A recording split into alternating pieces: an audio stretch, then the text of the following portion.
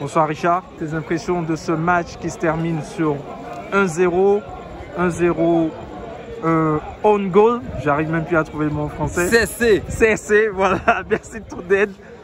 Un petit goût amer. Oui, forcément, un petit goût amer. Il manquait, je crois, 4-5 minutes.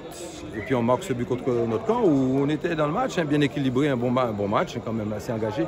Il y en a qui trouvent que le match était nul. Ce qui me dérange un peu parce qu'il y a deux équipes respectueuses dans ce qu'ils ont fait sur le terrain. Et une belle équipe du Phare, c'est vrai, mais nous aussi, on a, malgré nos difficultés, hein, on a essayé d'être là avec un Vikash qui est resté quand même 10 jours sans entraînement, juste pour qu'il fasse au moins une mi-temps et demi, mais bon, à la fin, il ne pouvait plus. Avec lui de devant qui a fait ce qu'il pouvait, mais lui aussi convalescent.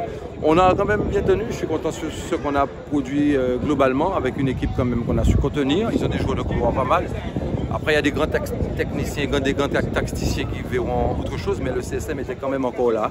Et on tâchera d'être là chaque fois que c'est possible, au meilleur niveau nous-mêmes. On arrive pratiquement au bout. En tout cas, s'il n'y avait pas ce 7e trou en Guadeloupe, le Phare partirait jouer en métropole, donc on était là avec le Phare.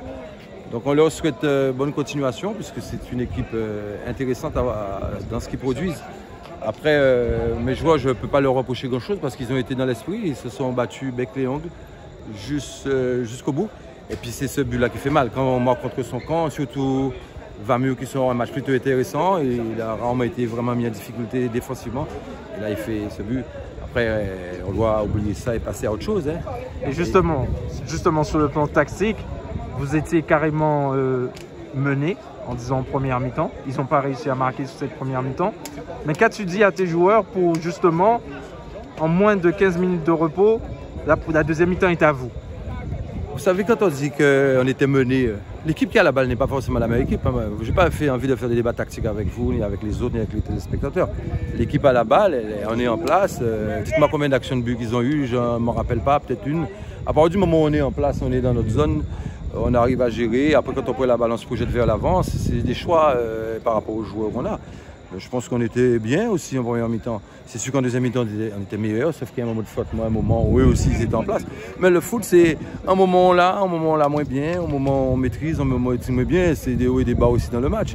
Et en fonction de la situation, du moment, du jeu et de l'adversaire aussi. Donc c'était un match pour moi parfaitement équilibré, qui allait au pénalty de manière naturelle et qui aurait peut-être fini sur un sort de tir au but. Mais si peut-être il fallait finir au tir au but et perdre au tir au but, au moins le suspense aurait été jusqu'au bout. Et c'est ainsi, c'est ainsi. Et voilà. Et petite précision, la menure sur la première mi-temps vient de Gérandi. Quand on l'a interviewé, il a dit que la première mi-temps était à lui et que son équipe était bien en place par rapport à vous. Oui, mais je respecte. Hein. Chacun a sa lecture, chacun a son équipe et chacun a une vision par rapport là où il se situe. Merci beaucoup, Richard. Voilà, il n'y a pas de souci. Très bonne soirée et bonne chance pour la suite. Merci à vous aussi.